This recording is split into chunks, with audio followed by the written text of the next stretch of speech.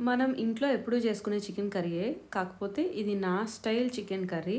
నేనెలా చేస్తా అంటే, కొంచెం కడాయిలో ఆయిల్ తీసుకొని, ఒక 2 మీడియం సైజ్ ఆనియన్స్‌ని చిన్నగా తరిగేసుకొని, కొద్దిగా గోల్డెన్ బ్రౌన్ కలర్‌లో అయ్యేంత వరకు వేయించుకోవాలి ఇలా. ఇలా మాడినట్టుగా ఉంటేనే చికెన్ కర్రీ బావుంటుంది. ఇప్పుడు ఇందులో కొంచెం అల్లం వెల్లుల్లి పేస్ట్ ఏసి, బాగా వేయించి, ఇందులో 2 చిన్నగా తరిగిన టొమాటోలేసి సాఫ్ట్‌గా అయ్యేంత వరకు వేయించుకోవాలి. ఇందులో అర స్పూన్ పసుపు, 1 స్పూన్ ఉప్పు, 2 స్పూన్ల కారం, 1-2 మధ్య కట్ చేసిన పచ్చిమిర్చి మీ కారం బట్టి వేసుకోవాలి.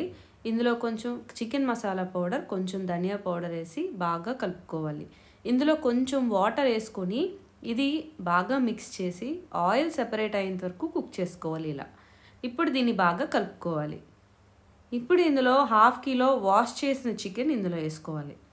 దీన్ని మసాలా అంతా బాగా పట్టించుకోవాలి. ఇప్పుడు దీన్ని కుక్ చేసుకోవాలి. ఎప్పటి వరకు అంటే ఈ చికెన్లో ఉన్న వాటర్ అంతా బయటికి రిలీజ్ అయ్యేంత వరకు కుక్ చేసుకోవాలి మీడియం ఫ్లేమ్లో పెట్టి. ఇది ఒక 10 నిమిషాలు పడుతుంది. తర్వాత ఇందులో అర గ్లాస్ వాటర్ వేసుకోవాలి. మీకు సరిపడా ఉప్పు వేసి మిక్స్ చేసుకోండి. దీన్ని కుక్ చేసుకోవాలి. గ్రేవీ థిక్గా అవ్వాలి. చికెన్ చాలా సాఫ్ట్గా కుక్ అవ్వాలి. అప్పటి వరకు కుక్ చేసుకోవాలి.